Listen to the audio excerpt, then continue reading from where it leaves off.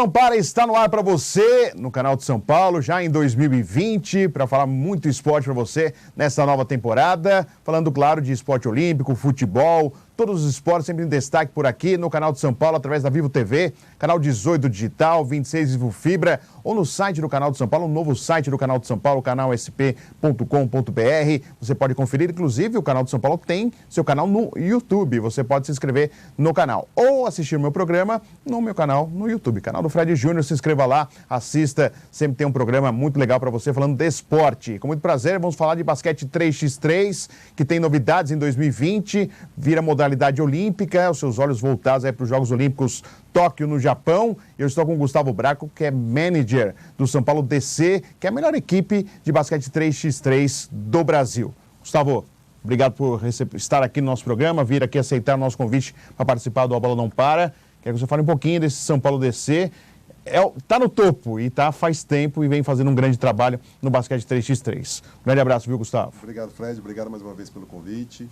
Uma honra vir aqui, conseguir divulgar um pouquinho a modalidade, uma modalidade nova, agora olímpica. Esse ano é um ano olímpico, um ano de expectativa para nós, que trabalhamos no esporte, queremos o bem e o crescimento do esporte. É muito difícil você começar do zero, né? É uma modalidade que cresceu muito rápido, mas a gente vem trabalhando já há alguns anos, vem colhendo alguns bons resultados, ajudando a seleção brasileira, apresentando jogadores para eles, viajando, conhecendo boas equipes, jogando os bons torneios. Eu acho que o basquete brasileiro é um basquete muito talentoso, falta um pouquinho mais de organização e a partir daí eu tenho certeza de que a gente vai começar a colher grandes resultados em nível internacional.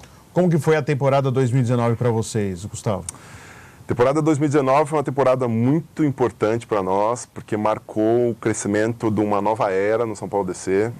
A gente optou por profissionalizar os atletas, eles passaram a treinar todos os dias. Então, ou seja, eles vivem só do basquete 3x3? Conseguem fazer só, trabalhar, pensar, treinar pensando no basquete 3x3? Eles treinam só basquete 3x3, jogam, respiram e vivem basquete 3x3. Porque quando a gente conversou a primeira vez, todos tinham suas funções, seus afazeres, seus trabalhos e o basquete 3x3. Agora não mais. Não mais. Que legal, a gente conseguiu dar um passo para frente. Um belo passo. Um belo passo e... É o único time no Brasil que é assim ou tem outro time que tem essa maneira? Que vive do 3x3, o São Paulo DC é o único time. Infelizmente, né? Infelizmente. Torcemos para que outros times consigam também, mas infelizmente São Paulo DC é o único. A gente ainda não tem clubes participando do basquete 3x3, talvez isso faça com que no futuro próximo algumas outras equipes passem a viver também do 3x3, como acontece com o basquete de quadra, com outras modalidades. Mas a gente também desenvolveu uma equipe sub-23, e é uma equipe sub-23 muito talentosa, revelou 2 atletas para a seleção brasileira, um deles inclusive jogou na seleção adulta, jogou o Pan-Americano, jogou o Mundial. E uma equipe que a gente, quando colocou para jogar o Campeonato Sub-23 aqui no Brasil, percebeu que era uma equipe que não precisava jogar o Campeonato Sub-23, podia jogar o Campeonato Adulto. Então jogou o ano inteiro o Campeonato Adulto, junto com a nossa equipe adulta, fez frente para todos os melhores times do Brasil e terminou na 4ª posição do Brasil. Assim, foi um resultado muito, muito expressivo e a gente sabe que isso é importante, principalmente porque são jovens talentos, são atletas novos, e que vão acabar substituindo no médio e longo prazo esses outros atletas que hoje nos representam. E para se tornar um time profissional, ou seja, os jogadores atuarem só pensando nessa modalidade, precisa de verba, precisa de grana. E aí, como que vocês fizeram? Qual foi a mágica aí, Gustavo, para vocês conseguirem viver só do basquete 3x3? Eu tenho hoje apenas projetos de lei de incentivo. Eu tenho apenas projetos de lei de incentivo. Já aprovados? Já aprovados e que vêm custeando as despesas dos projetos. Tá. Esses projetos, eles me permitem ter uma comissão multidisciplinar, com um técnico, preparador físico, fisioterapeuta e outros profissionais. Você consegue ter uma equipe completa, então? Sim. A gente tem um acordo com o clube dos associados da Caixa Econômica Federal lá em Zona Sul de São Paulo e a gente treina lá. Fica perto de Interlagos. Tá. Né? E vocês treinam lá? A gente treina lá. Semanalmente? Todos os diariamente? Dias. Todos os dias. A folga, na verdade, é segundas-feiras. Então... Segunda-feira porque final de semana o clube abre. Sim. Então fecha. Aproveita-se. Sim, o clube é fechado na segunda-feira e a gente encaixou essa folga na segunda. E normalmente os campeonatos são de finais de semana. Sim. Então a folga na segunda ela vem a calhar justamente por isso. Porque eles acabam jogando nos finais de semana e segunda-feira é um dia de descanso mesmo. Não quero entrar no mérito político, mas o seu projeto aprovado é já dessa gestão Bolsonaro ou era da gestão anterior da Dilma Rousseff? É da gestão anterior. Tá. Por quanto tempo que é o projeto que você conseguiu a aprovação? Porque depois você tem que apresentar novos projetos, não tem? Sim, a gente já apresentou o projeto de renovação. Tá. A gente já espera agora uma nova aprovação da gestão atual. Está mais difícil, Gustavo? Dizem que está mais difícil você conseguir projetos de lei de incentivo, aprovação por parte do governo, não só esporte, mas cultural, em relação ao teatro, eventos, shows, está mais difícil. Realmente está mais difícil ou não está? A aprovação em si eu não considero estar mais difícil, não. Tá. Os critérios estão mais difíceis. Os critérios de liberação de recursos, forma com que o recurso é aplicado, eu acho importante, eu acho que tem que ter esse filtro, né, até para que a gente veja exatamente quem que está gastando, como está sendo gasto, dinheiro público. Claro. E assim, a gente contribui da melhor forma para a transparência nessas informações. Eu acho que, claro que no futuro próximo o nosso cenário ideal seria conseguir um patrocínio direto e terminar um pouco e deixar de usar o recurso público. Mas o nosso cenário de hoje é esse e a gente vive com base nas leis de incentivo. Porque você depende da aprovação para manter esse estilo de uma equipe profissional, né, Gustavo? Não adianta você começar a gastar o que você não tem. Exatamente. Vou ficar aprovando, esperar e eu vou continuar mantendo o time. E você sente que está resguardado, está tranquilo que vai ter uma aprovação tranquila para você manter o time sem nenhuma dor de cabeça? Sim. Eu tenho um projeto, na verdade, em São Paulo, que é um projeto que já existe há 5 anos. Agradeço até, inclusive, o governo do Estado de São Paulo, que sempre apoiou, sempre aprovou o projeto. A gente consegue algumas empresas... Então, você tem um projeto aprovado nível estadual. Sim. Tá. E o projeto federal, ele complementa o projeto estadual. Ok. As ações que eu não consigo ter no nível estadual, eu consigo em nível federal. Mas esse projeto federal é um projeto muito conhecido, porque ele permitiu que os atletas pudessem treinar, pudessem viajar e disputar competições no exterior, e talvez aí que está o diferencial da nossa equipe. A gente conseguindo jogar bons torneios no exterior. Vocês estão mostrando, olha, o dinheiro que vocês estão liberando para a gente está ocasionando isso, né? Nós estamos viajando, conquistas, tudo isso. Exatamente. Quando surgiu o projeto, por exemplo, a gente não tinha nenhum atleta entre os 10 melhores do ranking brasileiro. Hoje em dia, os 8 primeiros são nossos. Que legal. Sendo os 4 do Sub-23 e os 4 do adulto, né? Então, assim, mostra essa diferença entre quem efetivamente trabalha no esporte e quem não trabalha. Mas o que acontece é isso, exatamente com o apoio das leis de incentivo em ambas as esferas, a gente consegue fazer com que o projeto ande. Continuo trabalhando, continuo buscando essa mágica de conseguir um apoio direto. Patrocínio vocês têm? Não tem? Direto a gente tem alguns apoios. Sim. Tá. Apoio de empresa com suplementação alimentar, apoio de faculdade para os que estudam, apoio de... enfim, todo tipo de apoio. Até laboratório para poder fazer os exames deles. A gente vai agora reiniciar os exames, a gente tem apoio de laboratórios, mas recurso em si a gente não recebe. Tá. E até sobre isso, né? Como que as pessoas vêm recebendo o basquete 3x3, Gustavo? Existe ainda aquela curiosidade, por que é o basquete 3x3? Quer saber a modalidade um pouco mais? Quando você vai bater na porta e apresentar um projeto para captar recursos ou patrocínio direto. Existe essa curiosidade, porque é uma modalidade olímpica e eu acho que, infelizmente, a gente não tem toda a informação aqui. A gente fica muito em relação ao futebol, né? E acaba esquecendo os outros esportes. Como que é quando você vai apresentar um projeto do basquete 3x3? Acho que 90% das vezes as pessoas não sabem o que é 3x3. Elas acham que é o basquete de rua, né? Eu imaginei isso. Acham que é o streetball, coisa bagunçada. É o 21, sem cara de regata jogando, tranquilo, sem uniforme. Fazendo malabarismo com a bola. Não é absolutamente nada disso e a FIBA conseguiu fazer essa diferenciação, né? Sim. O streetball ainda existe. Claro. Né? Que fique isso muito claro. Mas agora agora é muito recreativo do que valendo, competição, né? Exatamente. E agora, assim como quando surgiu o vôlei de praia, foi também uma modalidade que as pessoas tinham curiosidade, não entendiam bem como era, o 3x3 é a mesma coisa. E ele tem boas similaridades com o vôlei de praia, né? Menos atletas, praticado no outdoor, a bola é diferente, entendeu? Então o placar é diferente, a contagem de pontos é diferente, basquete é basquete como é o basquete, é o vôlei como é o vôlei, então eu gosto muito de usar esse exemplo do vôlei de praia porque se aplica bem ao 3x3. E tem diferença, apesar de ser a forma de se jogar, há diferença em relação ao esporte, né? Exatamente. E o que me leva a continuar acreditando no basquete 3x3 é o exemplo do vôlei. Sim. Porque, como a gente pode lembrar, assim que surgiu o vôlei, a gente teve grandes duplas que foram inclusive campeões olímpicos, campeões mundiais, porque efetivamente trabalhavam numa forma diferente do vôlei, né?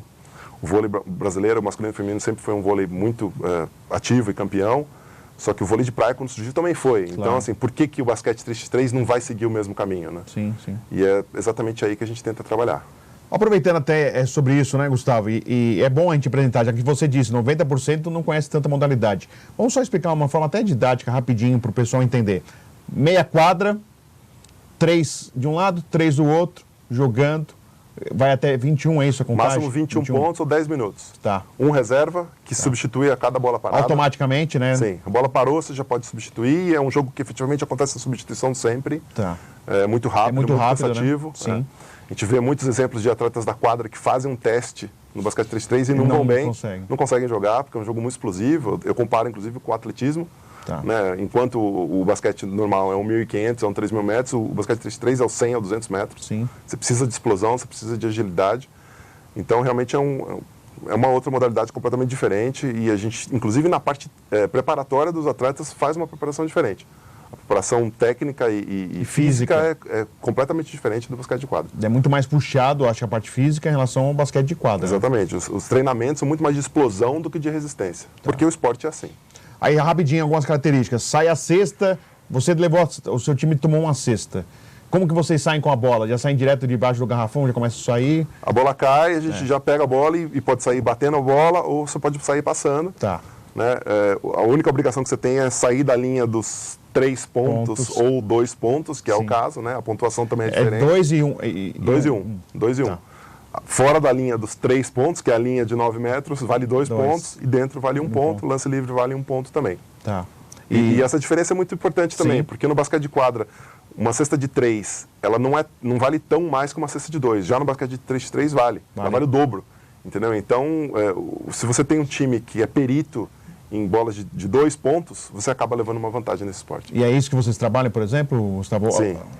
O treinamento, inclusive, ele é dedicado a essas bolas de fora. Tá. Né? Os 4 atletas precisam ser bons arremessadores de fora.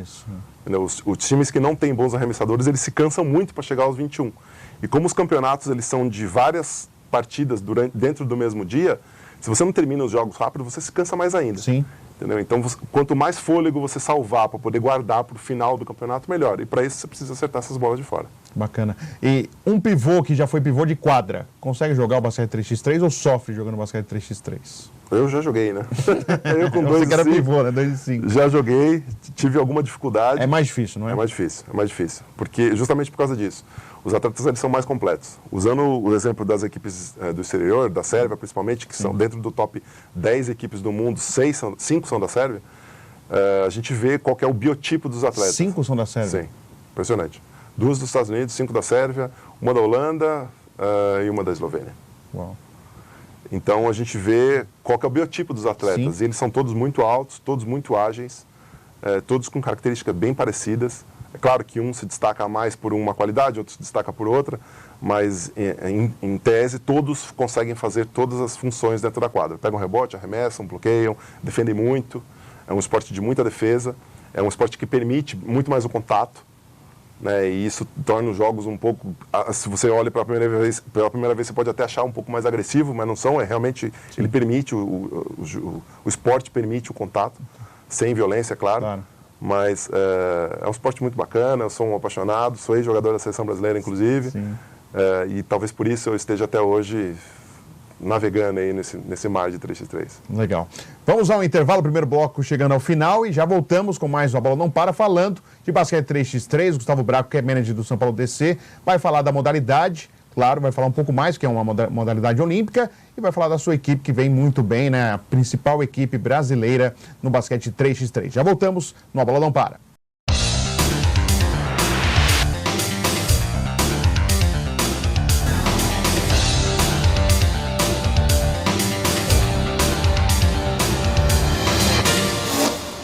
Venha conhecer o programa Vida de Empresário. Nele você conhecerá cases, realizações, sonhos, frustrações, saber o quanto custa para chegar lá. Você tire suas dúvidas, suas dificuldades. No programa Vida de Empresário você conhecerá tudo isso. Inscreva-se no nosso canal, deixe seu like e não perca o nosso programa.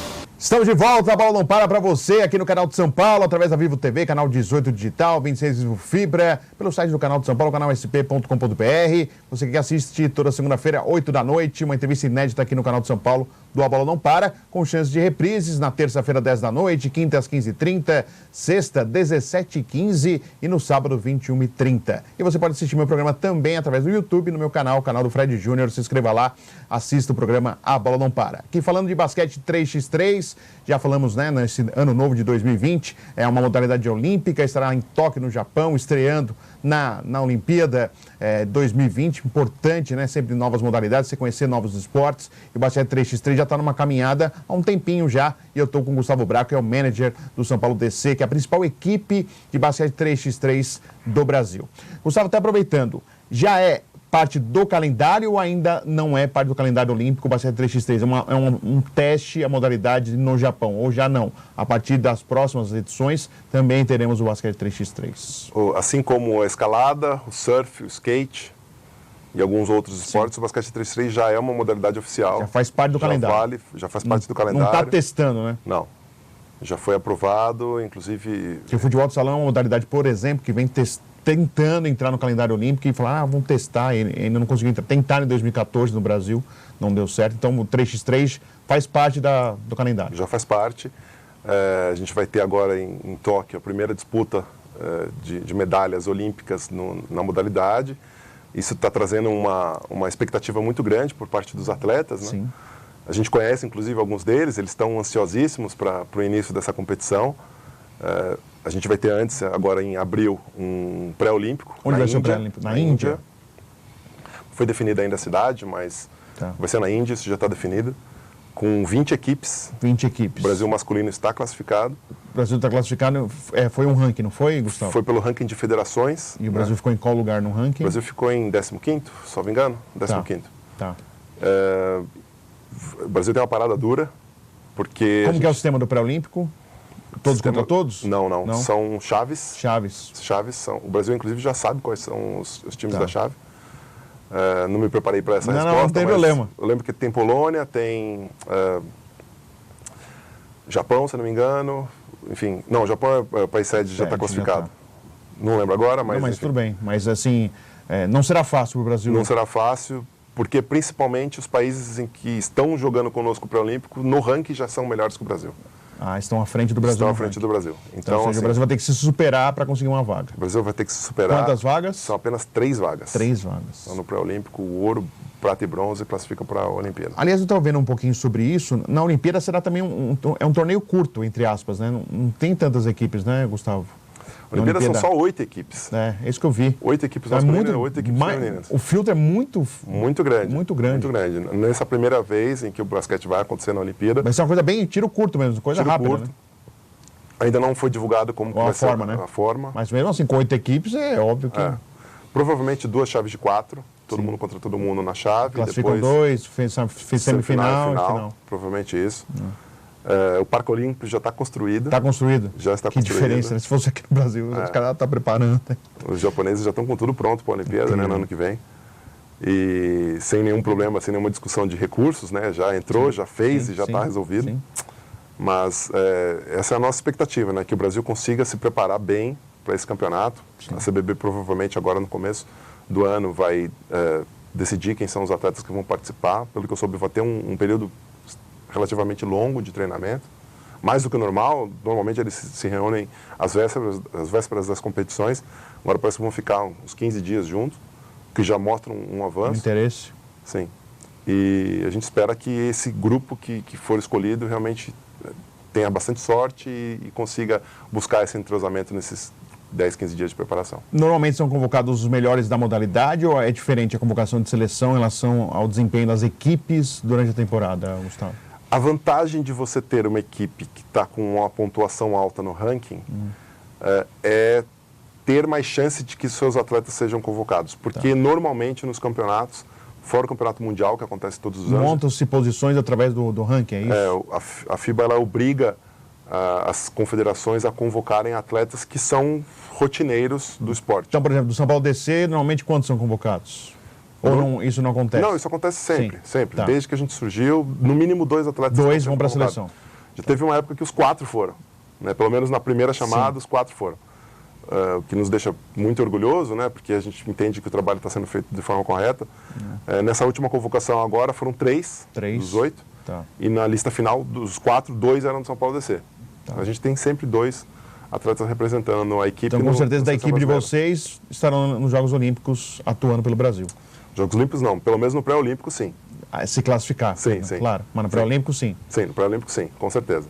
E a gente está vendo aí um trabalho um pouco mais lento, mas também está acontecendo. Duas delas foram entrevistadas aqui, a Luana Ariecha e a Evelyn Larissa, foram entrevistadas aqui no programa. São 2 jovens talentos. Do Corinthians. Do Corinthians. Que é o bicho-papão no feminino. Exatamente. Enquanto São Paulo é o do masculino, Corinthians é no feminino. Exatamente. Esse ano a gente vai ver como que vai ser o campeonato, né? Porque a gente vem com um time feminino. Vai ter time feminino? Vai ter. São Paulo descer com time feminino esse ano. Ah, é? Já tá montado ou você está montando o time? A gente está finalizando a montagem agora. Tá. Você vai buscar alguma do Corinthians, alguma jogadora? Não posso falar. Não pode? Não posso falar até para preservá-la. Mas são atletas muito talentosos que com certeza serviriam bem para os nossos anseios. Né? Ou seja, o Corinthians vai ter um adversário para concorrer aí, porque essa temporada o Corinthians foi muito bem, né? Exatamente, foram 7 torneios e 7 vitórias, sem desmerecer as outras equipes, claro. Mas foi a equipe que melhor se preparou. Sim. No masculino essa diferença não é tão díspare, né? Porque tem muitas equipes, muitos ex-atletas, muitas pessoas que acabam treinando e jogando, então a gente teve algumas derrotas sim durante o ano. Não tão significativas, os campeonatos importantes, os mais importantes nós ganhamos o Campeonato Brasileiro da CBB, nós ganhamos a Liga aqui em São Paulo, que é considerada a Liga Nacional. Sim. Mas é importante ressaltar que não fomos de forma invicta, né? Justamente porque realmente existem equipes que são muito boas. A gente tem também o problema da seleção, que acaba convocando os atletas e a gente fica sem atleta para representar, às vezes tendo que jogar torneios com 3 atletas apenas. Caramba, sem reserva? Porque não pode substituir. Sim. Né? Então, você tem um grupo de atletas, de 6 atletas, você tem 4 convocados para a seleção, já não podemos participar do campeonato. Caramba. Se tem 2 jogando na seleção, você tem que jogar com aqueles que tem, exatamente. Mas, assim, eu acho que a nossa ideia, na verdade, assim como a gente teve um bom trabalho no Universitário em 2019, sim. A gente foi campeão paulista, campeão brasileiro, no JUBS, depois fomos jogar o Pan-Americano, campeão Pan-Americano invicto, fomos jogar o Mundial na China e campeão mundial no Universitário. Então, a equipe do São Paulo DC, em parceria com a Unip, conseguiu essa vitória. Foi um campeonato dificílimo. Fizemos, inclusive, uma semifinal com a equipe da China, que é a equipe olímpica. É importante destacar isso. A equipe que jogou contra a gente na semifinal do Mundial Universitário é a equipe que vai representar a China no Mundial, no pré-olímpico e na Olimpíada. A China está classificada já para a Olimpíada. Já está classificada. 4 classificados, Esses eu sei quem são. Rússia, no masculino. Rússia, China, Japão e Sérvia. Japão por ser sede, aí Rússia, China e Sérvia. Sérvia, Rússia e China pela pontuação de ranking. Ah, tá. Entendeu? E o 4º país, que é o Japão, por ser país sede. O Japão é bem ranqueado ou não é bem ranqueado? O Japão é bem ranqueado. O Japão ele tem uma liga profissional também. Liga profissional? Sim. É um país muito organizado. De todos do ranking que você disse que estão classificados para o Olímpico, o Brasil é o único que não tem uma liga profissional? Uma liga profissional... Ou tem mais algum país que não tenha? A Sérvia ela possui ligas, mas não ligas profissionais. Mas mesmo assim tem... Quantos você falou? Do ranking de equipes, das 10, 5 são da Sérvia. Então... não é profissional, mas é muito forte. São equipes que sabem jogar o esporte, né? Sabem jogar a modalidade e sabem... já vem treinando há muito tempo. Equipes dificílimas, inclusive. A curto prazo, Gustavo, o que seria importante para o basquete 3x3 aqui no Brasil? O que você fala, olha, eu deveria ter isso. A curto prazo, eu sei que a longo prazo você gostaria de ter quadras, clubes tendo a modalidade com praticantes aí, crescendo cada vez mais o esporte. Mas a curto prazo, o que seria bacana para o basquete 3x3? Eu acredito muito no trabalho de base. E eu acredito que as equipes... O moleque já querendo jogar um basquete 3x3. Exatamente. Não jogar basquete, já não dei certo, vou lá tentar no basquete 3x3. Porque tem isso também, né, Gustavo? Exatamente. O cara não dá certo na quadra, vai pro 3x3. A gente não procura os refugos, né? A gente procura atletas que queiram jogar o esporte. Sim. Então, eu acho isso. Eu acho que o caminho para o Brasil, mesmo a curto prazo, a gente fala de base, mas é um trabalho a curto prazo, porque você coloca jovens, né, de 14, 15 anos para treinar hoje, e eles... com esse desenvolvimento rápido que tem, em 2, 3 anos já estão jogando em alto nível. A gente vê atletas aí muito bons, de 18 anos, jogando no exterior. Então, assim, o Brasil não tem por que fugir muito isso. O trabalho de base que vem sendo feito pelo Brasil no basquete de quadra é um trabalho significativo. Melhorou muito, né? Melhorou bastante. A gente está vendo os resultados que eles estão colhendo, principalmente em nível sul-americano. Sim. Agora, eu acredito nisso. Eu acredito que um trabalhozinho de base, talvez sim dos clubes, aproveitando um pouquinho o espaço, é um esporte que pode ser praticado num espaço pequeno, não demanda muitos atletas. Tem 12 equipes treinando simultaneamente, se bobear. Estamos falando de 6 atletas.